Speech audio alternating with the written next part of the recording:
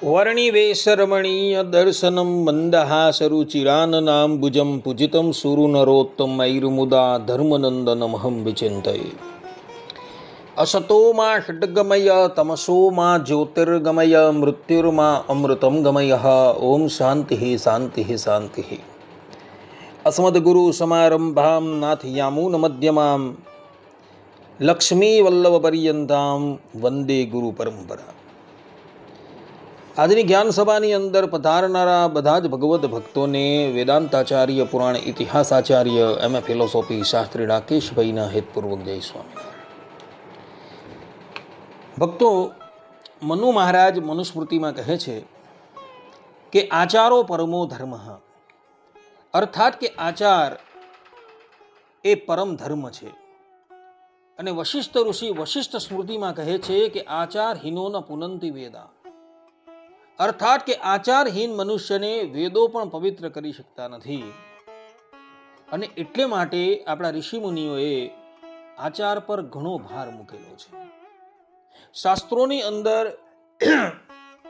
અમુક વસ્તુ આપતકાળ આવે તો પણ વેચવાની મનાઈ કરેલી છે। જેમ કે સત્સંગી જીવનના 5મા પ્રકરણના 45મા અધ્યાયના 80મા શ્લોકમાં ભગવાન સ્વામિનારાયણ કહે છે કે ઉદપાના રામ પુણ્ય સૂત દારાત્મ વિક્રયે સંવત્સરે વ્રતમ કુર્યાદ ભિક્ષાશી તીર્થસેવક। અર્થાત કે તળાવ, વાવ, કૂવો, આદિક જળાશયો, બાગ બગીચાઓ, પોતે કરેલું પુણ્ય, પુત્ર, પત્ની અને પોતાના દેહને જો વેચે તો તીર્થયાત્રા પર થઈ ભિક્ષા પ્રાપ્ત અન્નને જમતો થકો 1 વર્ષ પર્યંત વ્રત કરે। અહીં ભગવાન સ્વામિનારાયણ એવું કહી રહ્યા છે કે તળાવ છે, વાવ છે, કૂવો છે, જળાશય છે, બાગ બગીચા છે, આટલી વસ્તુ અન્યને માટે કરવામાં આવેલી હોય છે, તો આ વસ્તુ ક્યારેય પણ વેચવા યોગ્ય નથી હોતી। તે જ પ્રમાણે પોતે કરેલું પુણ્ય હોય, પોતાનો પુત્ર હોય, પોતાની પત્ની હોય, પોતાનો દેહ હોય, એ પણ ક્યારેય વેચવાનો નથી। જો કદાચ આટલી વસ્તુ વેચવામાં આવે ને તો એવો મનુષ્ય પ્રાયશ્ચિતનો ભાગી થાય છે। અને પ્રાયશ્ચિત કયું? તો એવા વ્યક્તિએ 1 વર્ષ પર્યંત તીર્થયાત્રા કરવાની છે અને ભિક્ષા માગી પોતાનું ગુજરાન ચલાવવાનું છે।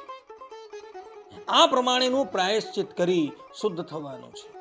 માટે ભક્તો, જીવનની અંદર ક્યારેય પણ તળાવ છે, વાવ છે, કૂવો છે, જળાશય છે, બાગ બગીચા છે, પોતે કરેલું પુણ્ય છે, પોતાનો પુત્ર છે, પોતાની પત્ની છે, પોતાનો દેહ છે, એનો વિક્રય ક્યારેય પણ કરતા નહીં। પોતાની જાતને તથા પોતાની પત્નીને વેચી એને દ્યુત ક્રીડા પર લગાવી યુધિષ્ઠિર મહારાજ મહાવિપત્તિને પામેલા હતા। માટે જીવનમાં ક્યારેય પણ આટલી વસ્તુ વેચતા નહીં।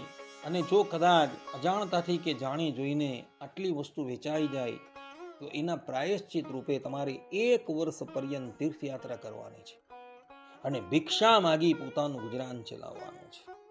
તો બધા જ લોકો આ વાત જે છે એ આત્મસાત કરી રાખે અને જીવનમાં ગમે એટલી આપત્તિ આવે છતાં પણ આટલી વસ્તુ ક્યારેય પણ વેચે નહીં, એ સિદ્ધાંત વાત છે।